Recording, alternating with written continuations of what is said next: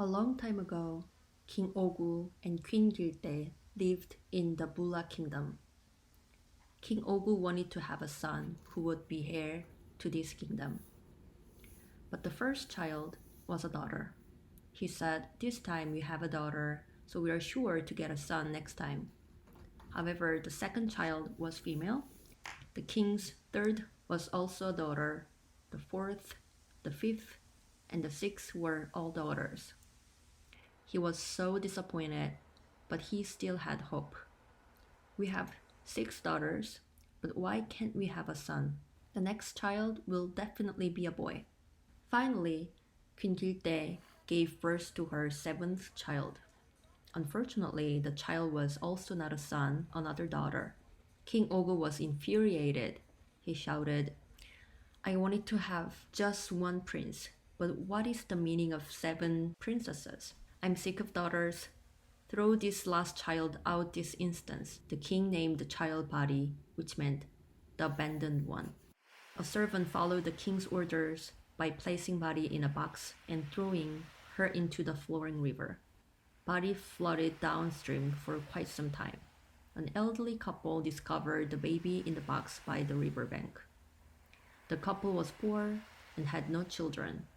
They opened the box and took Bari off. The elderly couple returned to their home deep in the mountains and raised Bari with love and care. One day, Bari asked the old man a question. "Grandpa, who are my parents?" "The sky is your father and the earth is your mother." Bari asked the old woman the same question. "Grandma, who are my parents?" "Your father is the immense bamboo trees at the foot of the mountain. Your mother is the majestic Palawania trees on the far side of the mountain." "Lies! How can trees give birth to a human?" Bari missed her parents, but the old couple didn't tell her who her parents are. Bari became 15 years old. That year, King Ogu became severely ill. Queen Giltae also became sick. Word spread among the people of the kingdom that the king and queen were being punished for abandoning Bari. The king and queen were told nothing in the human world will cure them but the holy water in Seocheon. The king's 6 daughters all took a step back. "There's no way we can go to Seocheon, not unless we've died." The king had no choice but to search for his abandoned child, the 6th daughter, Bari. Finally, his servants found her. After listening to the story of how she was abandoned, Bari headed to the palace. "Please forgive us," the king and the queen cried and apologized to Bari. "But we will die soon due to a terrible disease." Bari said, "Don't worry, I will go to Seocheon and retrieve the holy water." "Would you really do that for us?" "Only the dead can go to Seocheon." "Yes, I will. I will save you, Mom and Dad." Bari began her journey by changing into men's clothing and bringing her iron staff. But no matter how far she traveled, she never got Seocheon. Bari met an old lady who did laundry by the river and asked her, "Excuse me, how can I get to Seocheon?" "I will tell you where to go if you do this laundry until it becomes white."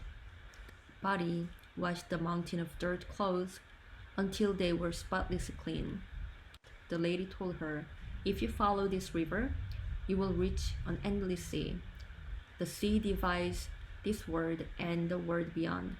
You can find Seocheon after crossing the sea." After crossing the sea, she entered the terrifying hell. Bari headed into hell one step at a time, only with a sincere thought to save her parents.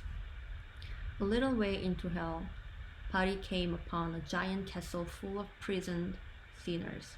A little way into hell, Bari came upon a giant castle full of imprisoned sinners.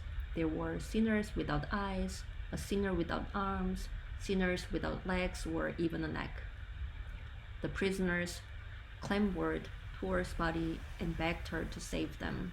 Bari prayed with all her heart to cleanse them of their sins. Bari arrived in a beautiful land, innumerable flowers in bloom. There Bari met a tall man named Mu Jang-seung, whose height almost reached the sky, whose face was round like a moon, and whose eyes shone like candles. Bari asked him, "Which is the way to Sachan?" "This is Sachan," he replied. Bari asked, "Then where is the holy water?" The tall man answered Bari with a smile. "If you marry me and give birth to 7 children, then I will let you know. I can't stay here that long because I need to save my sick parents." "Don't worry, 1 year in this world is 1 day in the land of living." Bari agreed to marry Mu Jang-seung. Within 7 years, Bari gave birth to 7 children. Bari begged him, "I really need to go back. Please let me know where the holy water is." Mu Jang-seung told her, "The holy water is the water you have been drinking every day. Let's go save your parents." Bari returned to the land of living with Mu Jang-seung and her 7 kids. From far away, the traveling family heard a mournful song. King Ogu and Queen Giltae had passed away. Bari stopped the funeral and opened the coffins. She poured the holy water into their mouth. They opened their eyes.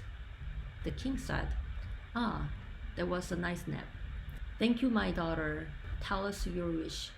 Would you like control of the kingdom? What about treasure?" But Bari shook her head. "I cannot live in this world because I have already crossed into the afterlife. Now I will spend my days helping lost souls find their ways to underworld." Bari left the kingdom to heaven. She left with her husband, Mu Jang-seung, her 7 kids, and grandmother and grandfather,